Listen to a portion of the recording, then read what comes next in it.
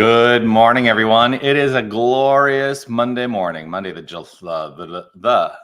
the 15th of July, 2024. It's 9 a.m. here in Tucson, Arizona, which means it is once again, yes, time for the mindful moment. I'm Dr. Jonathan Zenz. I'm the senior minister here at Unity of Tucson. Unity of Tucson, of course, is an inclusive and loving spiritual center right here in Tucson, Arizona, where we gather together to learn and explore the principles of New Thought, the New Thought philosophy, in order that we may develop a spiritual practice, create personal purpose in our lives, and master spiritual understanding. And that's what I'm all about. Whether you're watching live or on the replay, I would love for you to post a comment. Let me know that you are here. And I, of course, will offer my reminder to you, which is to say this: you are love.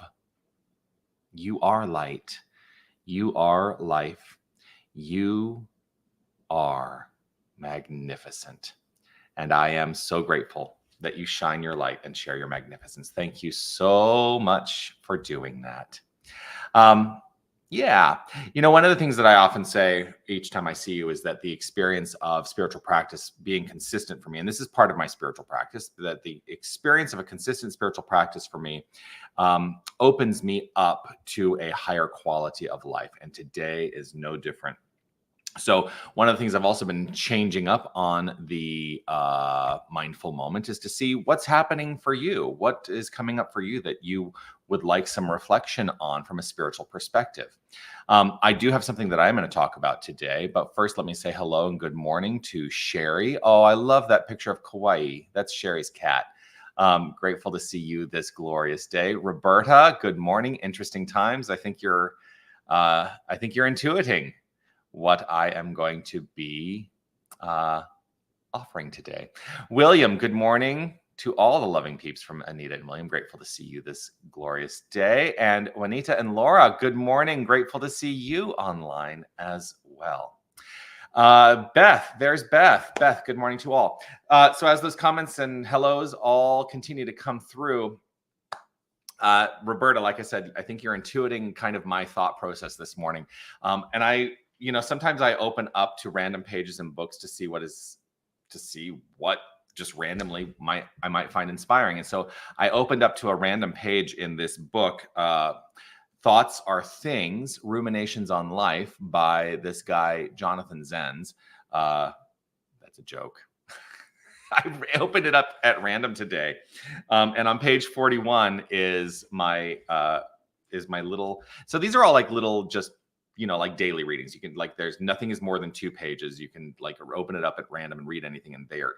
It's not a progressive story or anything like that. But on this particular entry, it says curves ahead. And it starts by saying the value of living life is that everything we experience has transformational possibilities. We get to decide. Everything we experience has transformational possibilities. We get to decide. And then, this article talks about, the manner in which we can be hard on ourselves. That's kind of how it starts. Do you find yourself internally beating yourselves up for things that you feel you should have done better? And then it's an invitation to rethink that. Well, one of the things I think that we can broaden the perspective on that too is that everything we experience has transformational possibilities. What turns possibility into actuality? That is the decision we make. It's the decisions that we make around our relationship to the circumstances and the experiences that we're having. So I think about a lot that's happening in the world right now, and there's a lot, especially I feel, I'm in the United States. Some people don't watch from the United States. So I oftentimes have to preface and say, yes, I am in the United States. There's a lot that is happening in the United States with this election cycle. A lot of challenge, it seems, in the world of politics, and lots of litigation happening in many different facets and areas that are all having effect, seemingly, on the lives of each and every one of us. And so there were things that were passed, that were decided by the Supreme Court a few weeks ago, that seemed to have very significant consequence for all of us in the United States. Um, and we get to decide our relationship to all of those circumstances, to all of those circumstances, right? The value of living life is that everything we experience has transformational possibilities. We get to decide. So the question really does become, what are you deciding? What are you deciding? What are you deciding to be your relationship to the circumstances? Are you deciding that the circumstances need to be contentious in your experience? Or are you deciding that you are, and it's, and I'm not offering opinions one way or the other. It can be contentious. It can be something that you're rolling along with and saying, this is great. It can be something that will invite activity in your life to say, I don't agree with, and so I don't agree with this. So I'm going to act in opposition to this. I'm going to do something about it, is essentially what I'm saying. Or I do like this, and I'm going to do something in support of this. We are always in the realm of being able to make change, to make decisions, to engage in transformational possibilities. So what will you decide today?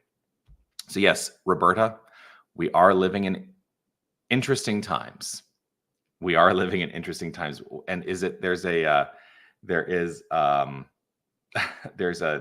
phrase out there I've heard before that basically it's like a quote unquote curse. May you live in interesting times. I think I've heard that before. If someone has that at their fingertips or knows what I'm talking about, maybe you can post it. As though like living in interesting times is not something we want to experience. Well, I'm okay with living in interesting times because it is all information that I get to then take to heart to make decisions about how I will relate to all of it. And we are all empowered. We are all empowered to determine our relationship to all of it. So I keep coming back to the question, what will you decide?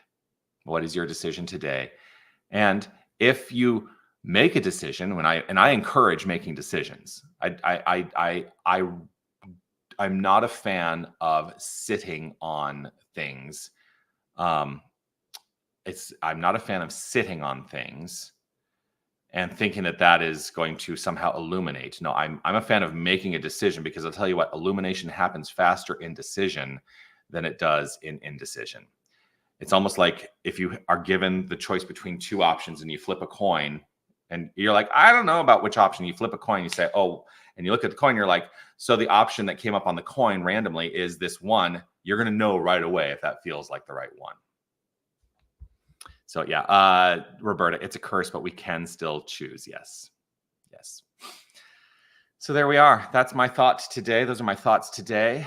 What decision will you make? Do not live in indecision. Make a decision about how you are going to relate to the experiences and the circumstances of your life. And if something doesn't seem right once you've made that decision, make a new decision. Like I say, we're empowered. We are empowered. So with that, I'm going to take that sense of empowerment into the practice of affirmative prayer. If it is safe and comfortable for you to close your eyes, please feel free to do so. As I often say, I choose to close my eyes as an invitation to myself to turn the attention to the inner life.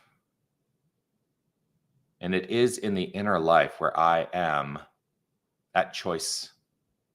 I make choices in the inner life in terms of how I will relate to all that I experience. And it is the inner life that is flowing forth into the expression and experience of my outer life. And so as I make decisions, I trust and know that I live the results of those decisions.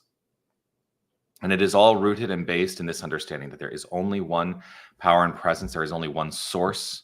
There's only one creative resource. There is God and nothing else.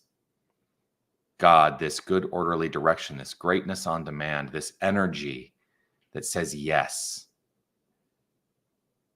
The infinite nature of God is flowing throughout the entire universe and perhaps beyond, for there is so much beyond my limited understanding And yet, in my understanding, I choose to access the unlimited through my identity as that very thing. I choose to understand and know that I am that which is, because there can be nothing separate from the infinite. And I choose to understand this as the identity of each and every one of us. And so I know that we are always at choice. We are always, always, always at choice. And that the circumstances and the experiences that surround us are opportunities for enlightenment if I choose to let them be. And so I am in a state of constantly making choices about my relationship to the circumstances and the experiences of my life. And I trust and know that as I make those decisions, I am empowered to live a magnificent life. I am empowering myself through the decisions. And if I find one that seems to set me off on a course that doesn't feel so good, I choose something new. For there is nothing that I accept as being unchangeable. For the nature of the divine is constant change, constant evolution, constant forward movement, constant. And so I am part of that wholeness. I trust we are all, each and every one of us, part of this wholeness. There can be no separation from the infinite. And so I trust that it is all flowing forth with ease and with grace. I welcome the transformational possibilities in my relationship to the experiences. I do so with an open heart and a sense of gratitude and appreciation overflowing from within. And in trusting this, knowing this, and allowing this, I simply let it be. I relax. I let go. I trust. I allow, and I know. And I affirm it by saying, and so it is. Amen.